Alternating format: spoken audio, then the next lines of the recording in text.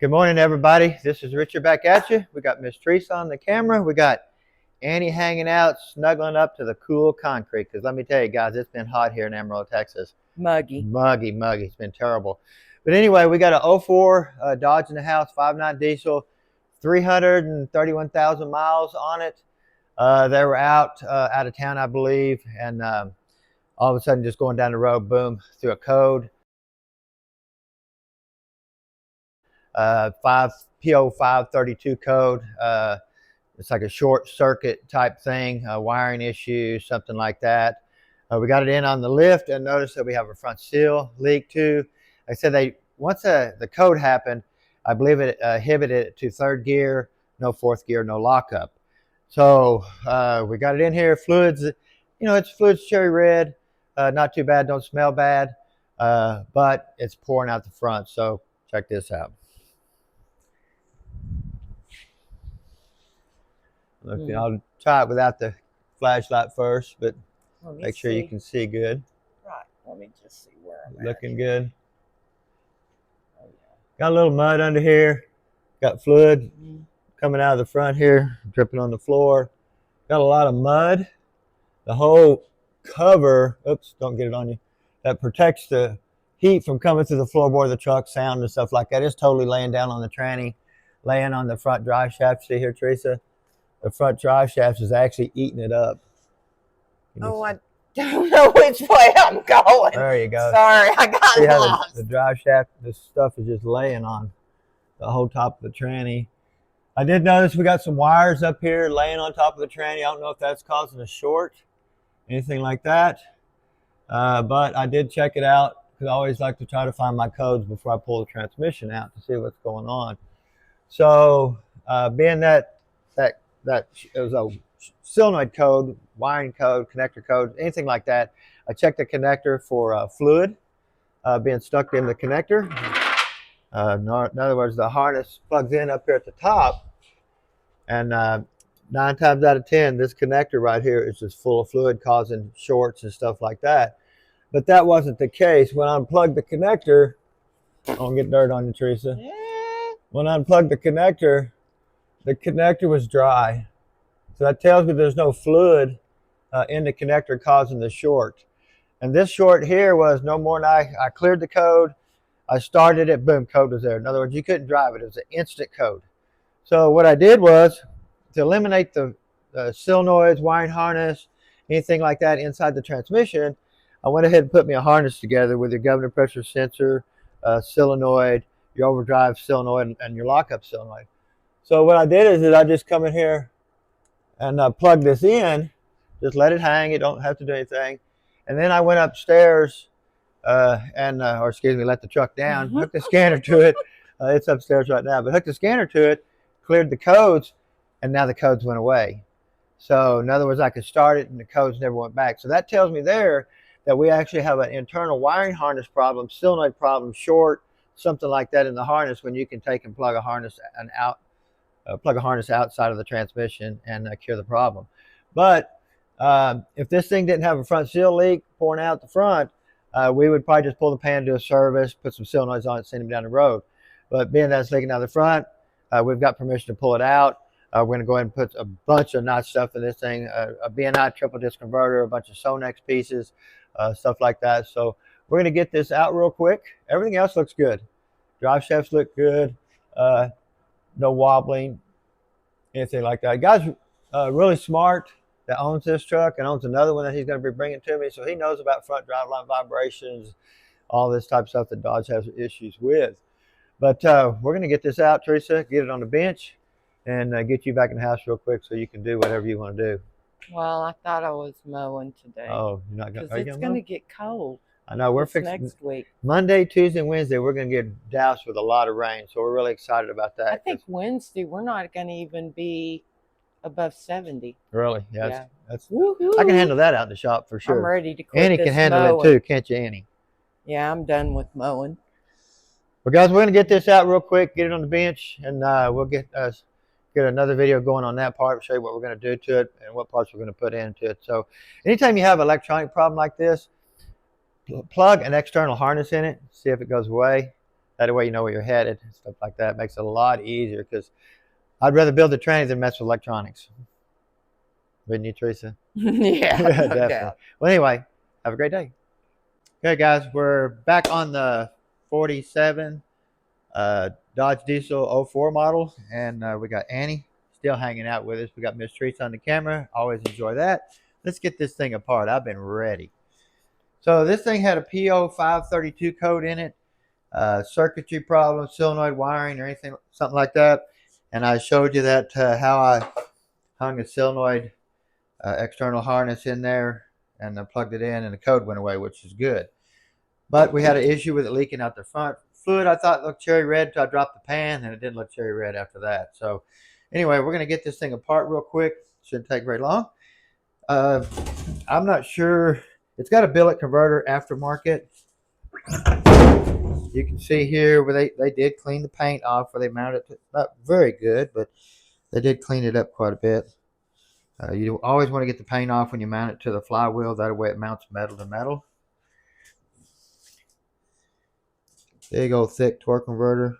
Now, being that it is a 48, it's an 04 model, early 48. If you slide your finger down through here, this hub ought to be smooth all the way to the bottom. If it goes so far and gets bigger, then it will not work in this transmission because we actually have a sealing ring right here on the stator. Okay, Right here. so just a while ago, you said 47. Well, I mean, this could have be a 47 or 48 being an 04 because of the reason. You notice here it doesn't have a TV motor like a normally 48 does, a late model. The earlier models still had a cable before they went to the TV motor throttled by wire. Got rid of the gas pedal cable and stuff. So how to identify it, basically look for the ring. You have a sealing ring right here. And then when we get the valve body apart, we'll show you there's a hole in the valve body plate that also identifies it a little bit more too. So it's just being that 04, that weird year right through there where they did changes and stuff. You notice here on the TV linkage, when you push the gas pedal down, it pushes this back. You let off the gas, it goes back. If this spring is left off or it breaks and you come to a stop, or you let off the gas, you come to a stop, and this linkage just goes halfway back or 3/4 of the way back, you can have harsh downshifts. This thing has to go all the way back. And that's what that spring is designed for, is to make sure this linkage always comes back and moves the throttle. So if you're having harsh downshifts or anything like that, look and see if that spring is missing. And there's two little holes right there that it hooks into. Your cable hooks, pulls it back. I've had them come in with a spring missing, harsh downshift, and that'd be the culprit. Don't want to lose that spring. Let's see, where are we going to start at today? At the starting place. At the starting place. We'll get this little piece off here first. A lot of times I like to tap that with a hammer first, which I didn't bring my hammer over here, so we'll just use a 1-inch wrench. Get a little gasket here. Being that this is a chamfered bolt, a lot of times they'll get rusty, get stuck, and when you hit it with an impact, you just twist your Torx off. If you're taking smack it with a hammer on each side, kind of give it a little love tap, it'll loosen it up a little bit for you. Of course, we have our TV linkage here.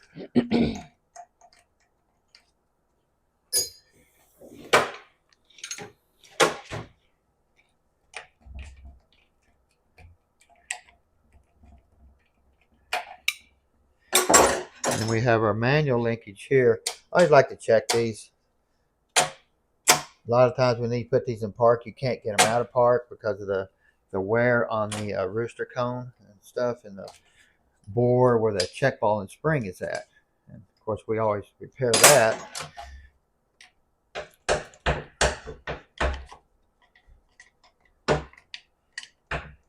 Come on. There we go.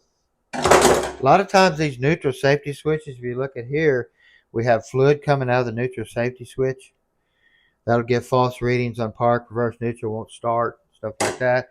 But we did not have any fluid in the connector. Just dry as a bone. But you remember we had a problem with the internal wiring harness, solenoid, or something.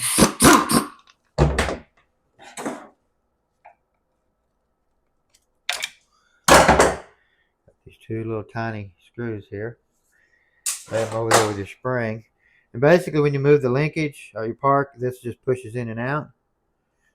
Selects the indicator light to put it in, makes it start and stuff like that.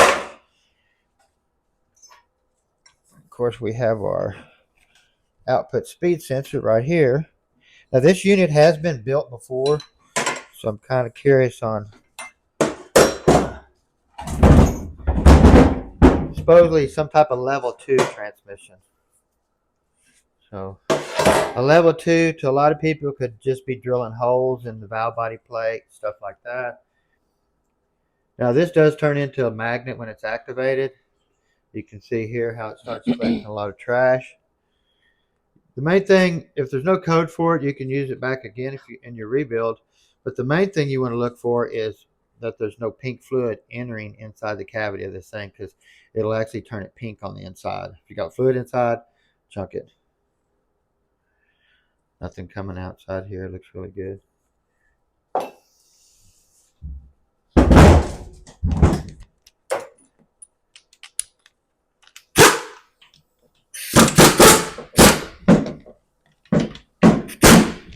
Ooh, stubborn.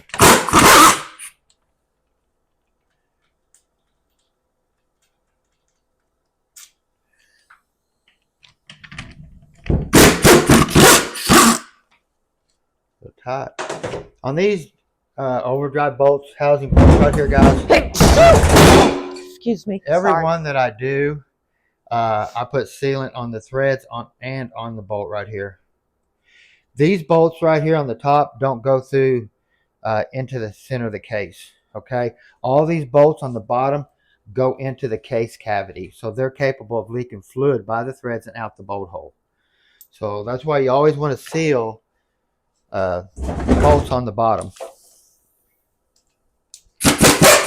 and some on the sides. You want to look to see there's fluid all over that bolt. See, it's actually running out of the hole. There's no gasket on that bolt. There's no sealant on that bolt or anything. So we always put sealant on there. The top ones don't go through into this case.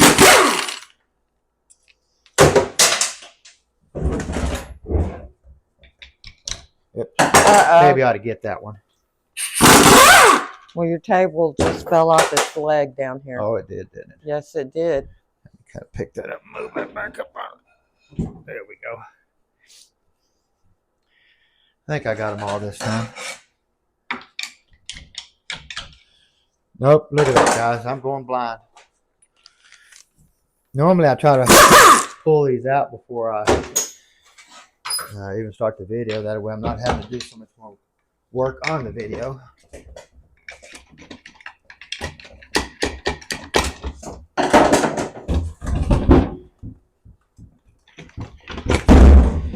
Okay. If you notice here, this is what I was talking about. These bolts right here go all the way through.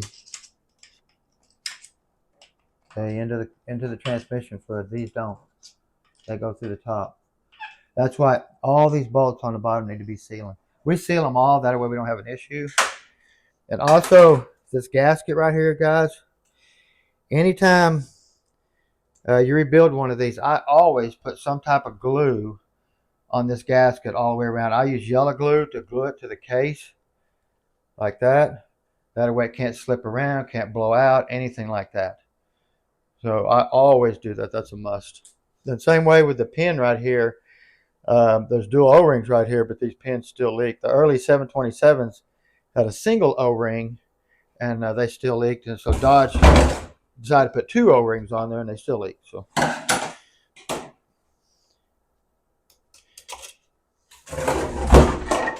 we got our little wire snap ring here, and all that does is hold it, the clutches in for assembly. Your thick plate always goes towards the snap ring down there, because the ply of this piston is pushing everything down that way. If you stack the thin one down there first and put the thick one against the piston, it's going to wrap this all around down in here. So just remember, the thick goes towards the snap rings and the thin one goes towards the ply piston. Look here, you can see here how they have these snap rings right here. A lot of times they come in the shop, this snap ring is broken, or they put the opening in right here and the tips break off. So you always want to move them over to the side. This one over here, it will work. You can see the openings over here. Now you do have a flat one that goes in first, and then you have a wave. Just kind of turn them away from each other a little bit, and all you got to do is stick them in there.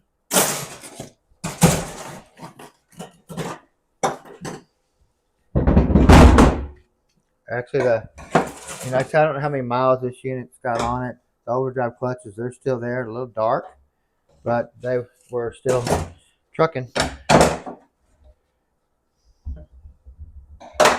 You can see here how much that snap ring moves in that bore. See that? Mm. Once we put this overdrive case saver in here, it eliminates all that wobbling. Okay, that's a must on every one that we do.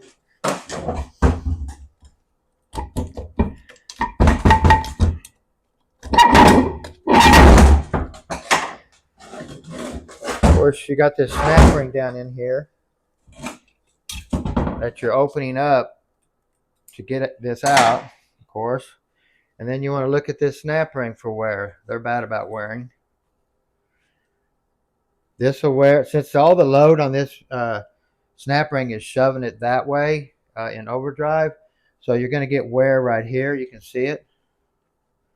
See how it wore the snap ring in the middle? Mm.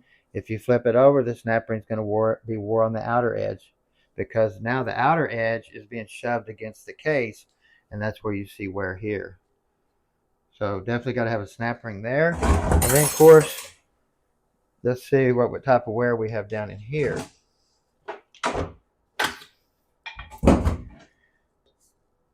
Yeah, I don't know if you can see down in there, but that wear is going to be right in here. I don't know if you guys can see it. I can see it. Can you? And it's going to be shoving the snap ring backwards this way, where all the wear is going to be in the back. Now, every one of these that I do, though, guys, these tabs right here is what keeps this from spinning. I've always had to grind these tabs down a little bit to get that bearing to go down in there far enough to get the snap ring to seat.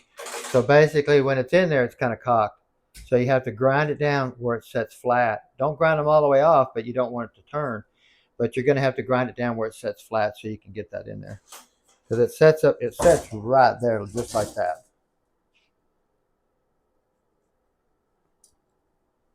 So, like I say, this big old bearing right here, you always want to replace it. They wear towards the back side. Kind of weird, because all the load on the bearing is being shoved that direction. It's not so much on the round part of it. So you clean this bearing up, it might feel good, but if you take and push that race backwards, then you're going to feel some wear. So that's a must on all these to replace. If you notice here on this tail housing, we have a drain right here for the seal. If this seal leaks, it drains out here. If the transfer case seal leaks right here, it drains out the same place. But if you get out in mud, deep water and stuff like that, water and mud will go right up in that hole, fill this up with water and mud. And if you look here, we've got mud just packed in here. Gets up in here, starts rusting all this stuff. And you can see where that seal runs for the transmission. And then you have that seal there, but you can see all that's all rusted up. We'll clean all this up, put a new seal in it, and then we will physically seal this hole up right here where no water can get up in there. If it leaks, oh well, once we put it, you'll never, these don't leak. I mean, you just don't see it happening. They don't put a gasket here, but we're going to seal this up here. That way, if he goes out and gets in the river, it's not going to shove mud and water up in there and take out them seals and stuff like that. So you definitely want to do that. But we suggest you don't, because if you do bring it back and it was in the river, it's yours. Sorry. Yeah. We actually moved the vents on these things too. This is actually your vent for the transmission. A lot of the other transmissions are on the top or in the tail housing and stuff like that. We'll hook a hose to it and run it all the way up to the brake booster. So this one here, we'll come in here and plug this hole. Then we'll drill another hole in the top of the case, run a vent up that way. That way we have a vent. Because if not, if you get this submerged, converter full of water up through here, it just slings it up and puts water right through this hole into the transmission. Yeah. People think, oh no, I'm going to take it to the car wash. I'm going to clean that stuff off. Yeah. You don't realize that it sits in the wheel wells, it gets on top of the transmission. And then when you bring it in, we still see that stuff because you cannot detail it that good. Not that good. You can't. Been there, done that, right? Uh-huh. And I love the expressions on people's faces when you ask them, have you been in like mud or a river? River? Yeah, exactly. It didn't look like this last time. Pan looks clean. I'm really impressed with that. Magnet got quite a bit of stuff on it. But like I said, we're going to be doing a lot of neat stuff to this. Some Sonex billet shafts, some zip kit, and ATS deep pan. And I mean, we're going to be doing a lot of nice stuff to this thing. I'm curious to see what their stage 2 is. Stock filter, stock pan. Definitely going to get rid of that stuff.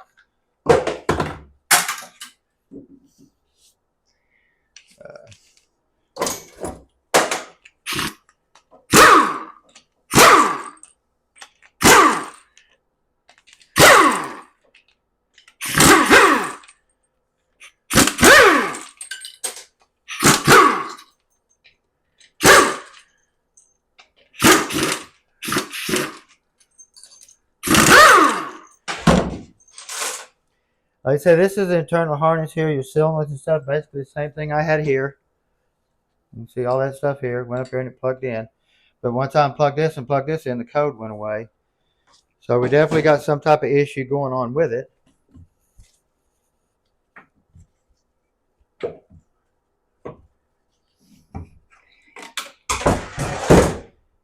I didn't undo the band adjustment. I just kind of wanted to check and see with my finger right here. A good band adjustment on one of these is about the thickness of your finger. You know, they inch and 7/8. I mean, if you look at your instructions in your overhaul kit, because TranStar does put some really good instructions in there on band adjustments and stuff like that. Now, I can tell this is a shift kit spring. The factory spring is different. See here, we do have a billet intermediate servo right here. Now, we were going to install one too. What's that A right there for? I don't know what that is. That's kind of different there, huh?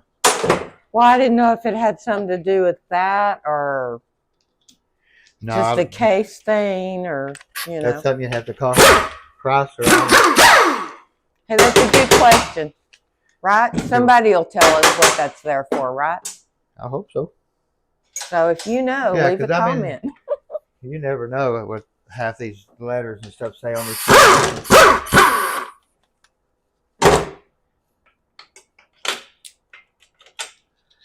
Now, they do make an aftermarket one of these that are thicker in the middle. I've actually took 2 of these and cut them down and welded them in here to make it thicker. If you don't have something, you can do that. Just grab an extra one, weld it, but you still want to leave it out far enough to where you can get your band hooked in. But just weld another piece in there because they only bend in the middle.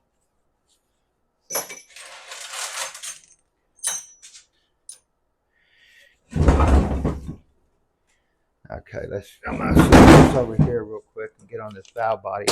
See what we got going on over here. You got to pull that red clip back right there to unplug that. The lock. This has a little lock too. You got to pick up right there. Unlock that.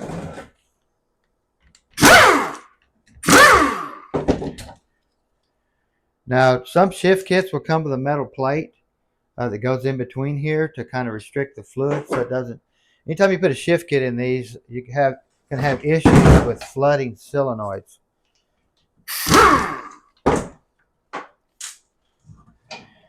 This is a shift kit piece here.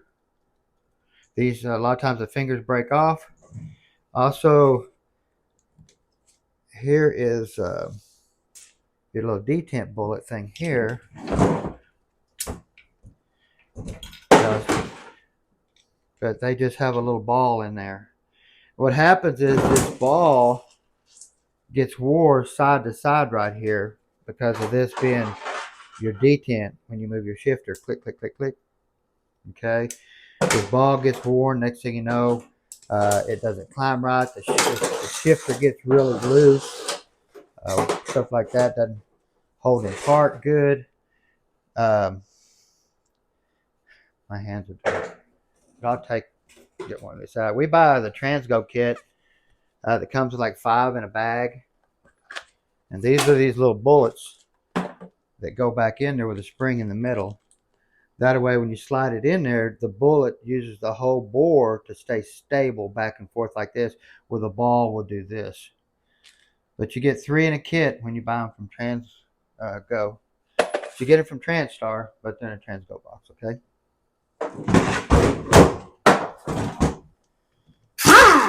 Now this is your 4th gear accumulator spring here. Now this has gotta look and see what type of shit they put in here. Looks like probably a Transgo. We got dual or triple springs for your 4th gear accumulator. A lot of passages being drilled and stuff in this valve body. These Teflon rings are 2 different sizes too when you get them out of the kit.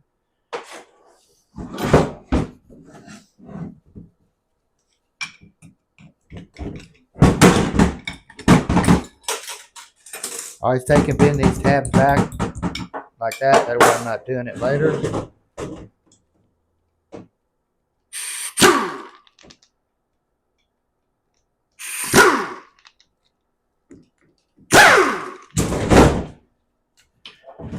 And there's our harness again. I mean, I could test it, try to find the short, look for places. It could just be a bad solenoids or something like that. Like I said, I don't know if it was replaced on the overhaul. Hard to say.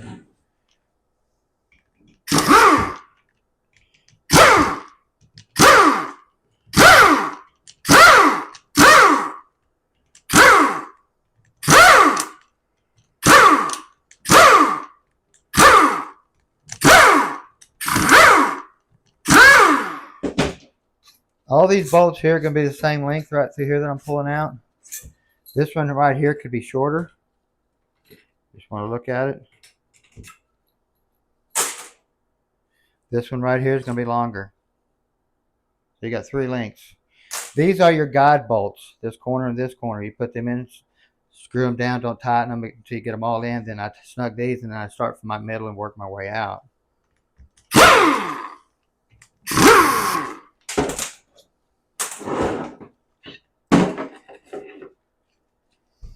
These are all your lockup valves, your 4th gear valves, stuff like that.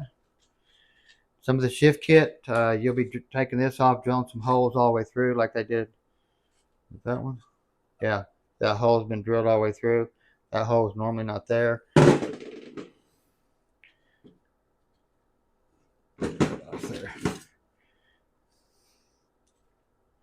You'll see here we have 2 holes side by side. Anytime you have that, you'll have a check ball.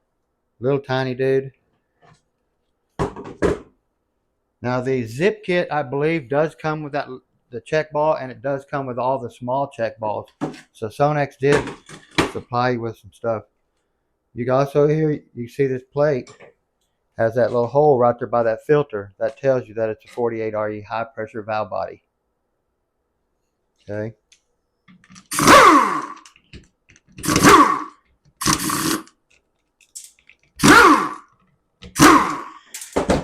A lot of these plates, when they come in, the reverse check ball has beat the plate to death right here.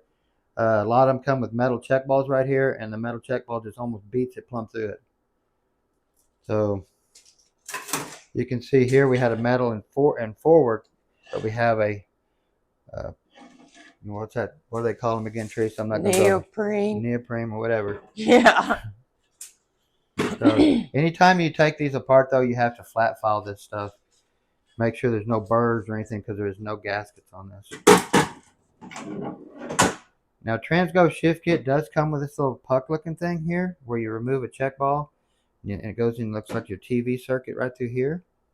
This ball right here is larger than the rest of them. You can see how much larger. Now your zip kit, I believe, comes with the larger ball there too. You'll have to look at it and see.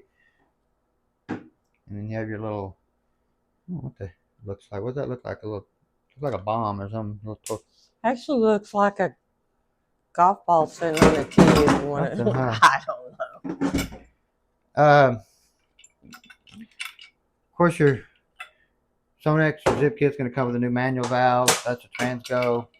What I like about the zip kit too, it comes with TV circuitry valves, springs, shims to control if you want to make your shifts earlier or later, if you need a little bit more TV pressure.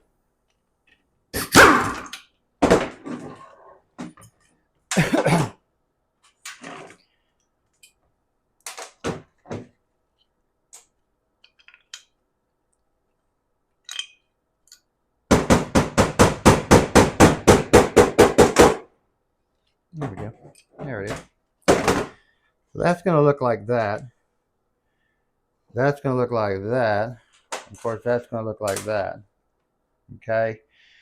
Now the zip kit, the new kits they're putting out now does come with a full-time lube PR valve. Okay. Some of the early stock, and this is the second one that we've got early stock, that did not come with the updated valve, so we had to buy the valve separately just to make sure that we got it. Like I said, we didn't.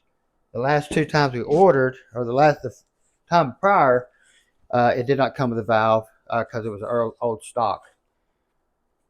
This kit here did not come with a valve. It was old stock. So if you order a zip kit for one of these, might as well go ahead and order this valve separately. That way you know you get it.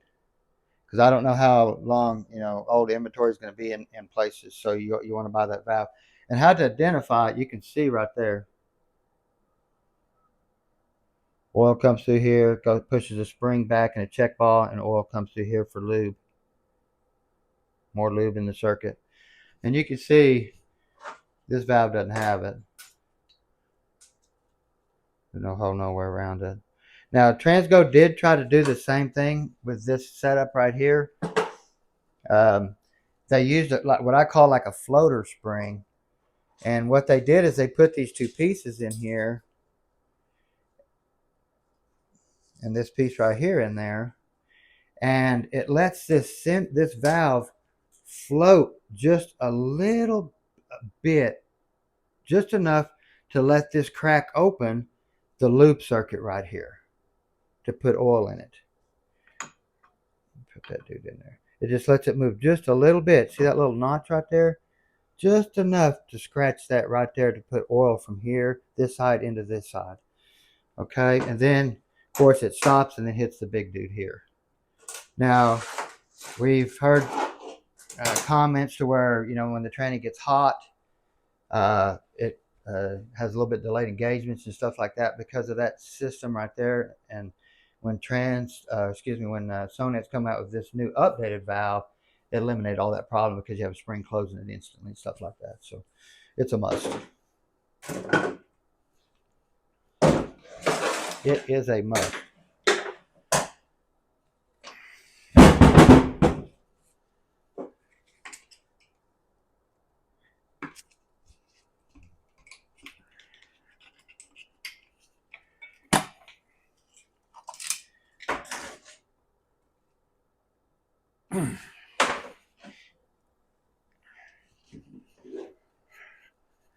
Grab an air blower and blow that out there, Teresa. Oh, no.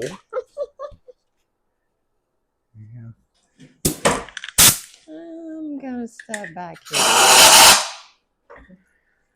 I got her out. Yeah, that would have been messy. Now, this is a Sonex billet intermediate servo here.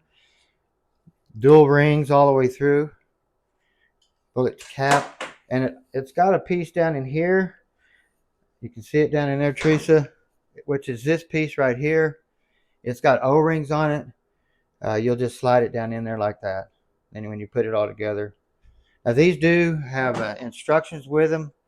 You want to definitely read them because they talk about not modifying certain places in the valve body plate.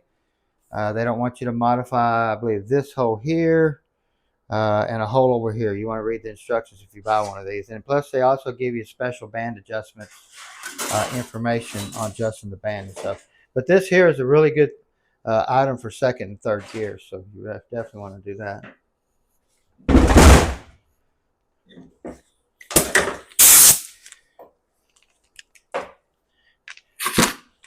Let's see here. I'm gonna look at the lockup circuit, see if they did anything.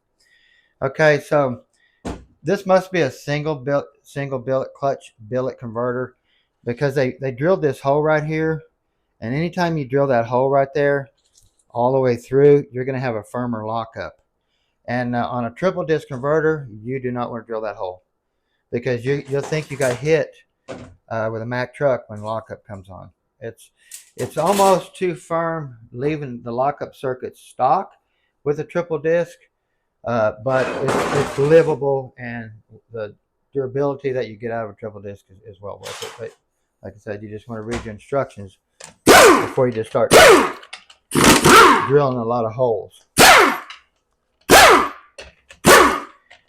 I got one in here the other day that the tranny was just built, didn't last no time, and I actually had to put a whole nother valve body on it because I guess the guy had an assortment of drill bits and he used every one of them in the valve body.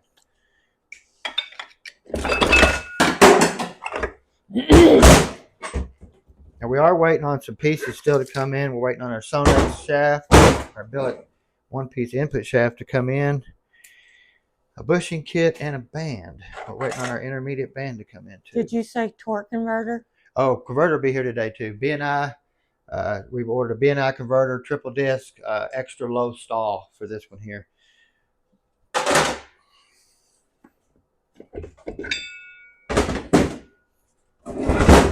At least this one here is looking a lot better than the last one we did, Teresa. Because that last one we did, it was in bad shape. Wouldn't you say? Probably one of the worst ones we've seen. A lot of surprises. If y'all watched our previous video, that tranny there was probably one of the worst ones. I mean, it needed everything from the case to the planets to, I mean, we've never seen one that bad. And then, you know, when you go start hunting parts for these, oh my gosh, you better be ready.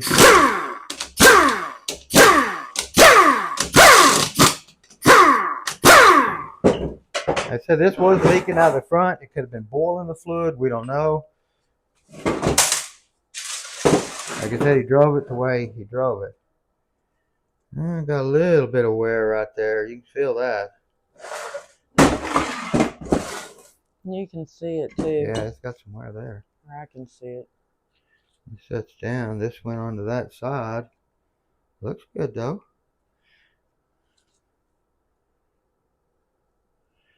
Pump gear is getting a little bit of wear right there. You can see that mark. That's like a dip right there. Not so much on that side, but you can still see the dip.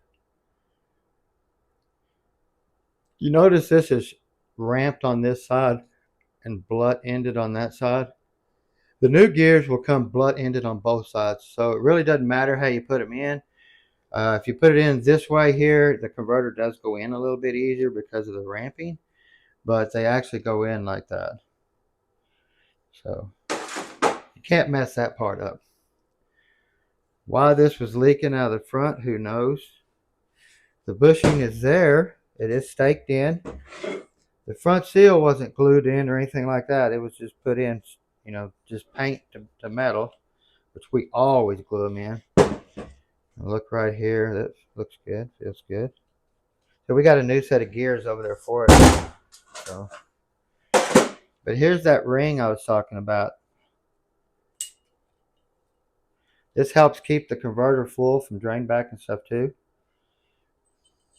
But your converter has to accept that ring. Like I was telling you, down that hub, as long as it's smooth all the way, it takes a ring. If it's not all the way, then you cannot put a ring in there because the ring's going to come off and go in the converter. A bushing, high pressure rings here, Teflon. Got a big old thick pump washer on that thing. Look at that. curious to see what the settings are on this thing when I start putting it back together, because man, that's a heck of a washer. That converter has a date of 6/6/16. 2016. Yeah. Wow. Wow. I didn't think it was been that long. 6/6/16. Okay, we got our 5 direct clutches. We have our wavy snap ring. Okay, we got, when I talk about this wavy snap ring, and we go back to this right here, they talk about not leaving the snap ring out, but going with a solid one. Want to leave the wavy one in there. So you definitely want to read your Hang on, somebody's here. instructions. Okay, so we're going to pause just for a minute. Okay. Because somebody's here. Hey, babe, what'd we get today? Something nice from TransStar. You know it. Yippee! Should be our, hopefully, I'm keeping my fingers crossed, our Sonex billet input shaft. Ooh, already? Yeah. Got the ticket? Yep, that's it. Oh. Anytime you look at the bill, you know it's it. But let me tell you guys, this is a work of art. A work of art. Oh! Oops. Hey. Was the box damaged when we got it, Richard? It's billet. Oh, okay. Billet steel, all kinds of stuff.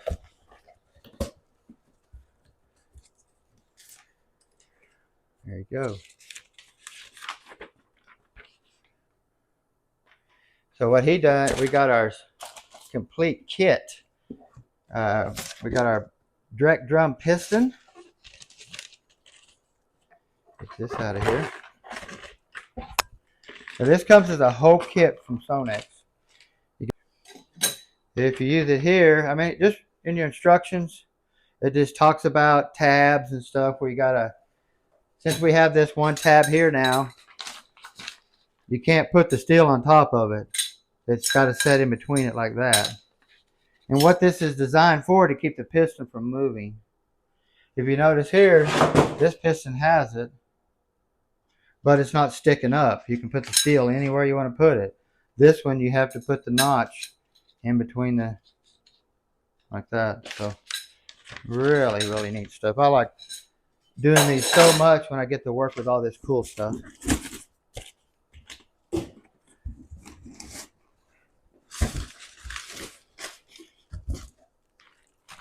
Like a candy store, huh, Teresa?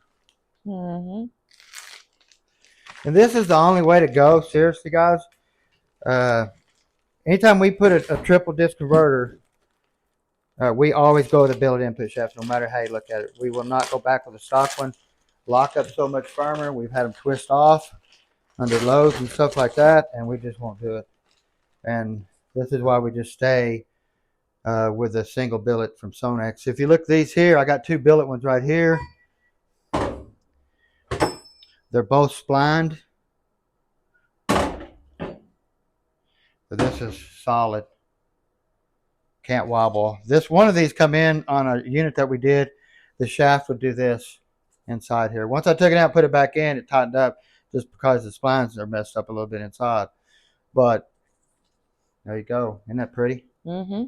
That is pretty, pretty. Glad that come in. I'm really excited about that. Especially, I didn't realize he was sending me that one kit that come with that piston, because you can actually buy that drum without the other pistons. So we have our sealing rings here. Now this is a Transgo high pressure ring.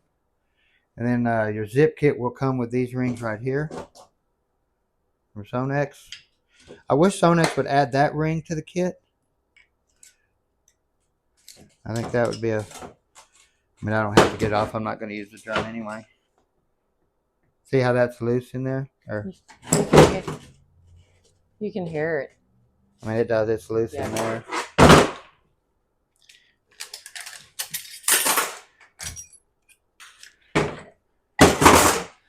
What I like to do too is see how much this whole piece wobbles, and see how it's wobbling against the bevel like that.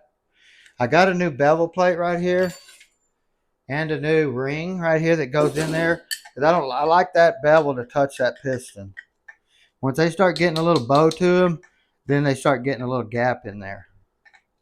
And there's no way to tighten it up unless you put something under the piston or something. And of course, there ain't no way to do that. You can get different pistons and swap them in and out because some are a little bit different heights and stuff. Try to tighten that up. But if not, get you another bevel, because I've had guys come in where they up the pressure too much, and right when they put it in the gear, boop, it bend it. Vehicle quits moving instantly because they just turned your pressure spring in so much. And this is your adjustment on this spring right here. They just cranked it in so much without putting a gauge on, didn't know what they had. So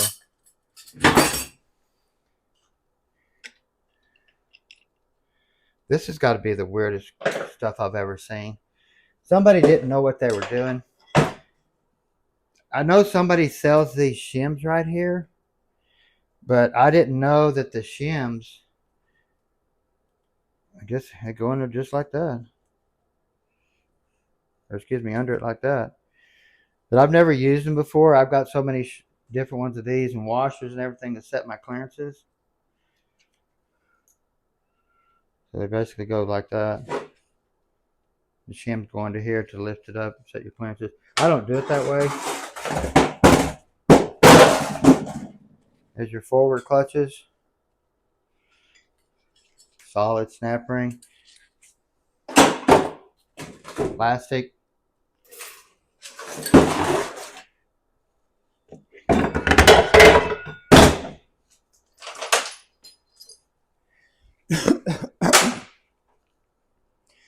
Well, at least this one here has got a snap ring groove on the end of the shaft. Trace, remember that last unit? Mm-hmm. We did. The groove was totally gone. The whole end of it was gone. Mm-hmm. Did you see it? I didn't even see it pop off. No, I wasn't looking for it. I was looking for something else. It went down in there. Okay. The last unit we did, this whole end of this was totally gone right here. Snap ring come off, wiped out the case. It wiped out everything. Now you have a selective spacer here. Multiple colors, green, blue, yellow, clear, all that type of stuff.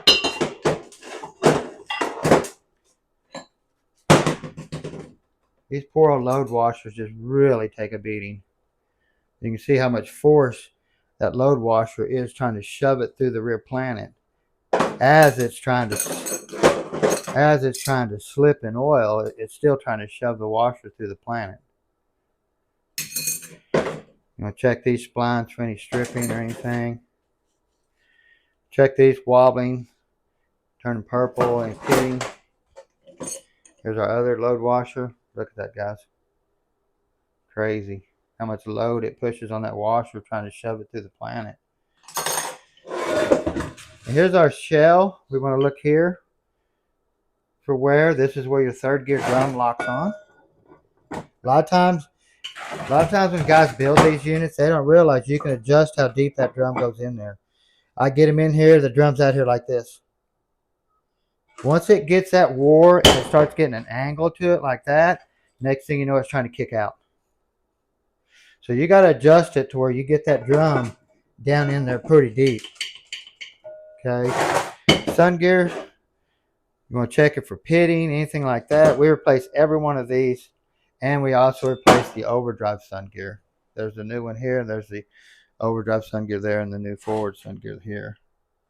Replace all of them. You want to take this apart. This is kind of a bear. Take these ring out there. Let me see if I have stuff over here to do it. Maybe.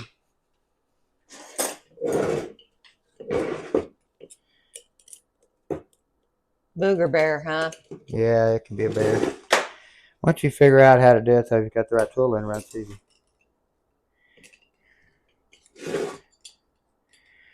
Now, they do make two different versions of this shell. They make a thick and a thin.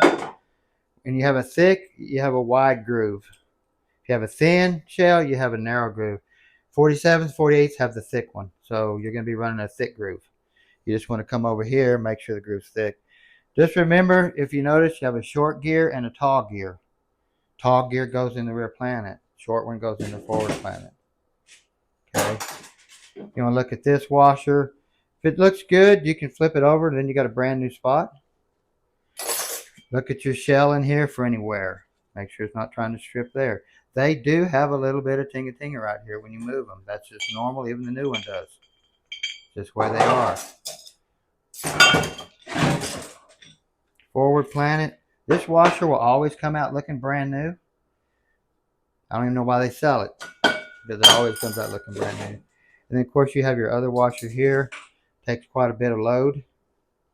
You see there where it tries to shove it through the planet. And them are indentions, guys. You can physically feel those. Oh, yeah, you can tell. I mean, they're indentions where it's trying to shove it through there. We do have a little washer looking, not washer, but plastic bushing looking thing that sets in here. There is no bushing that goes in between here. You got that plastic piece.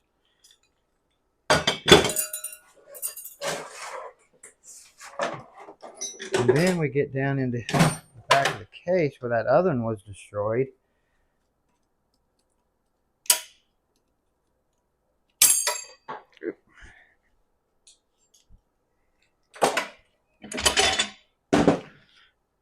Your washer kit will come with a new brass one here. You can see it here.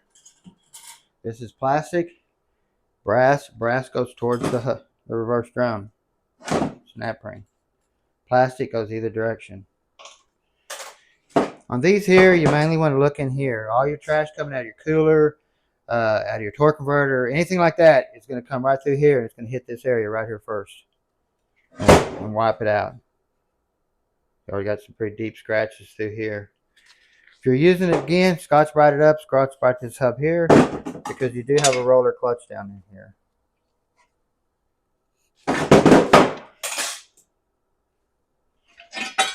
Got your reverse band. You can start to see the flaking coming on here, starting to peel off in places. Still thick at the tip, but you can just see that starting to happen, which is a common thing on these. Mm-hmm. Let me go grab a 3/8. Oh, I got a 3/8 right here, but I don't know why I didn't bring my hammer over here. Let me go grab a hammer.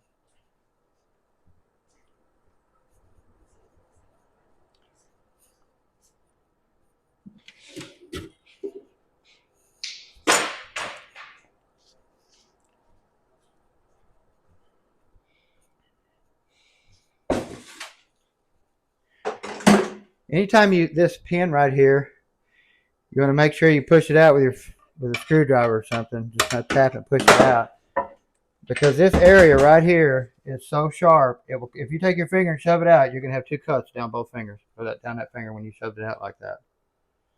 Okay, and also this reverse pin right here for the reverse servo. And knock it out.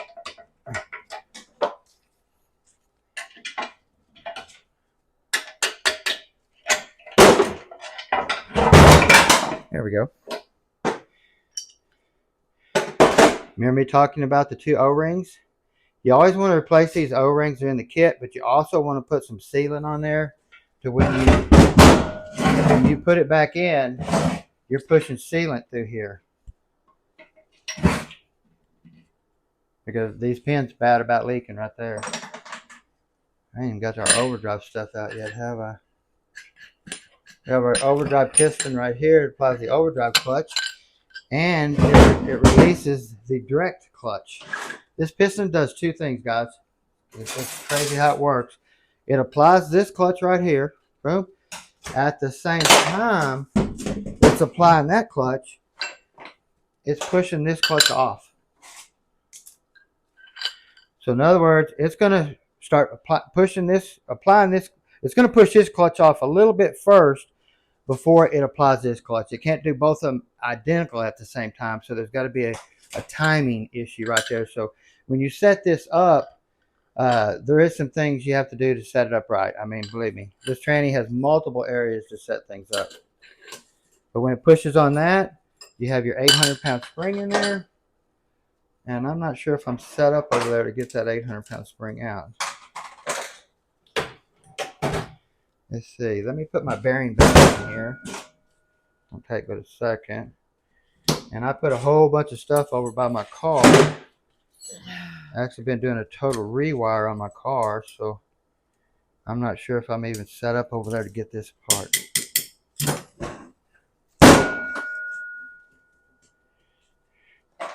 Take that. We'll take this. Let's go see what we got, Teresa. I might have to set it up. Like I say, I've done a whole rewire on my car. We took every piece out and rewiring the whole car. So it's been a job. Take a little picture as we go by. Huh? Oh, I was just showing what you had going on. Actually, I'm going to do this a little different. Let me grab my other piece because I learned a trick on getting it out without it binding up like it did the last time. And I'm going to take them loose both at the same time. I think. Maybe. We'll have to figure it out.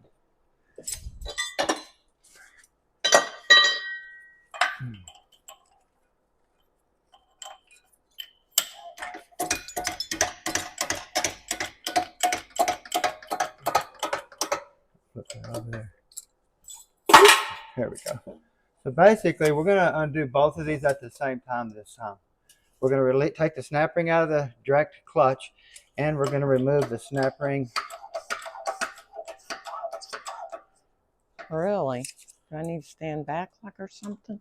Yeah. Ooh, it sounds scary. Okay, there's our wire ring. It just looks like a round piece of wire. And then we have our snap ring right here.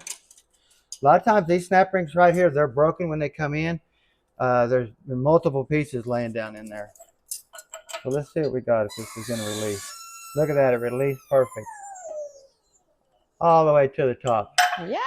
I definitely like doing that way than the other way for sure. No doubt. So basically, we can get to the direct clutch and we can get to that big old bad snap ring or spring.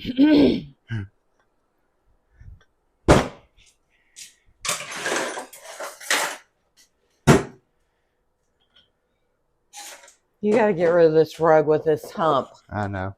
They're all new rugs at that one. There's our clutch pack there. Your overhaul kit, like I say, when you get your steels and your clutches, stack them up beside each other and slide them over and make sure they're the same height. Because they made multiple variations of this clutch pack right here.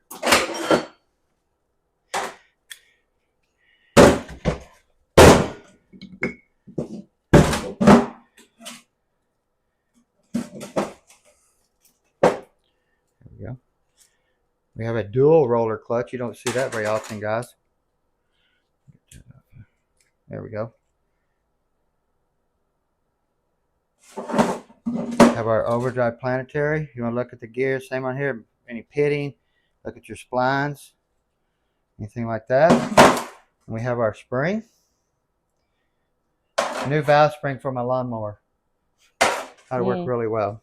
But then we have our bearing backing plate kit right here. That is why we always go this deep in here to replace this. And like I said, a lot of these guys don't even know the wear exists on this thing here. They don't ever take it apart.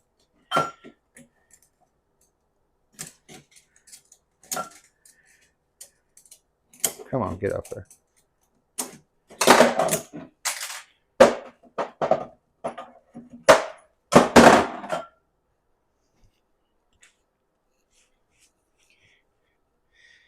You can see there that it is brand new, never touched. Wore plumb out on that side. Which side? Where are you looking? Right there. Oh, no way. Oh, and then that, yeah, nothing. Oh, Yeah, wow. That's cocked in there like that, crooked. And then like I said, we got a brand new one.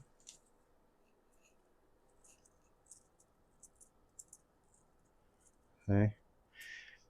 Of course, that locks onto your new sun gear. Your overdrive sun gear. They made multiple variations of this thing, guys. They changed the pitch angle. They've done all kinds of stuff here on that. So just a lot of work to get this thing back together too. These take a long time, but I enjoy these because they're a thinking transmission. There's so many places you have to set them up, and and make them 100% right to get the clearances set on and stuff. So, well, anyway, guys, we want to thank you for watching. I know it's been a little while. I basically didn't take in any jobs because I wanted to get my car wired. I've been on it for 3 weeks, rewiring the whole car, and I wanted to get that done before I took any jobs because, boy, I tell you what, I almost went over my head on that deal. I'm going to tell you, it's a lot of work. Still working on it still. But anyway, like I said, I want to thank you for watching. Hey, go check out our merch store. Don't forget to push the like button and the notification bell. And thank you for recording, Miss Teresa. Y'all have a fabulous day.